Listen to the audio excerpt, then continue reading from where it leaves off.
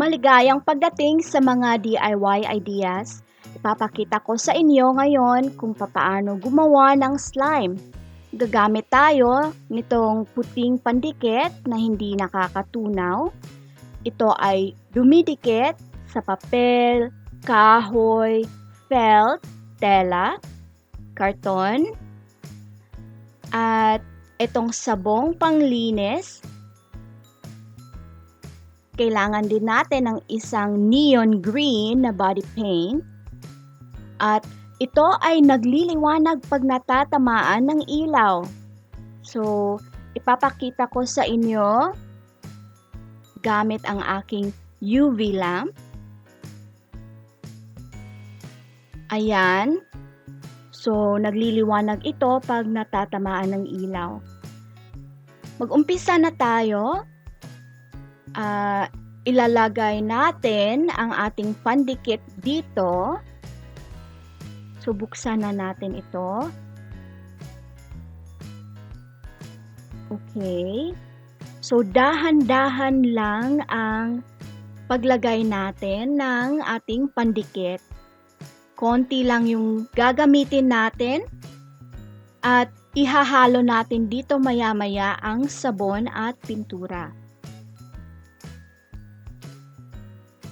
So, eto na ngayon yung pandikit natin. Dagdagan natin ng konti. Ayan. Ngayon ay lalagyan natin ng kulay. At kailangan natin ng konti lang. Ayan.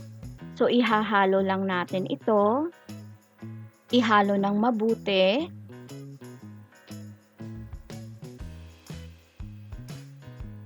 Okay. Ayan.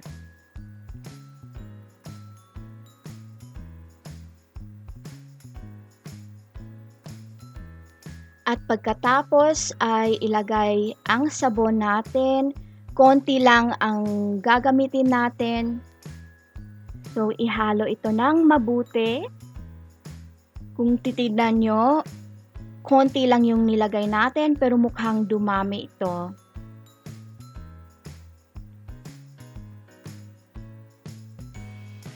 Matagal-tagal ko ring hinalo ang pandikit at sabon. Kaya eto na ang itsura niya ngayon. At di na siya dumidikit masyado. So, eto ngayon ang slime na nagawa natin. Subukan natin itong hawakan at tanggalin ito sa pinaglagyan niya. Nako. Ito ay basa, pero hindi na ito dumidikit sa mga kamay ko. So, laruin lang natin ito. Hatak-hatakin. Ayan.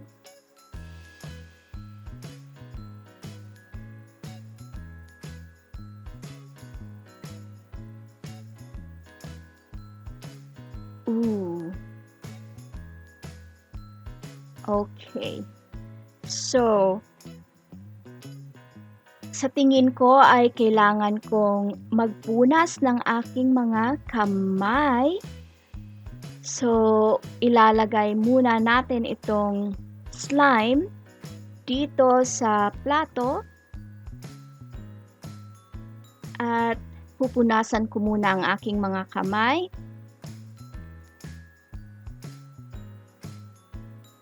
Ayan, mukhang okay na ito. Di na masyadong basa. Kung hawakan, hindi na rin ito masyadong dumidikit sa aking mga kamay.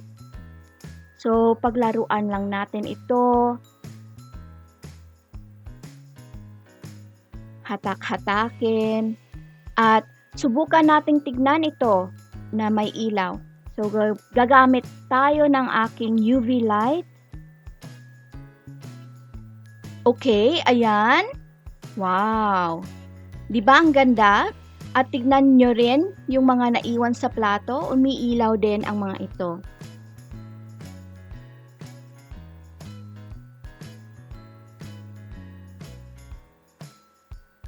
Okay.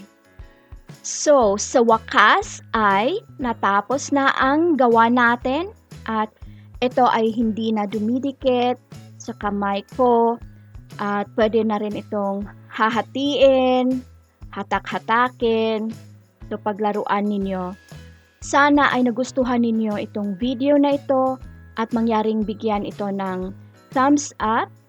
At para sa mas maraming videos, mag-subscribe sa aming channel. So hanggang sa muli, paalam!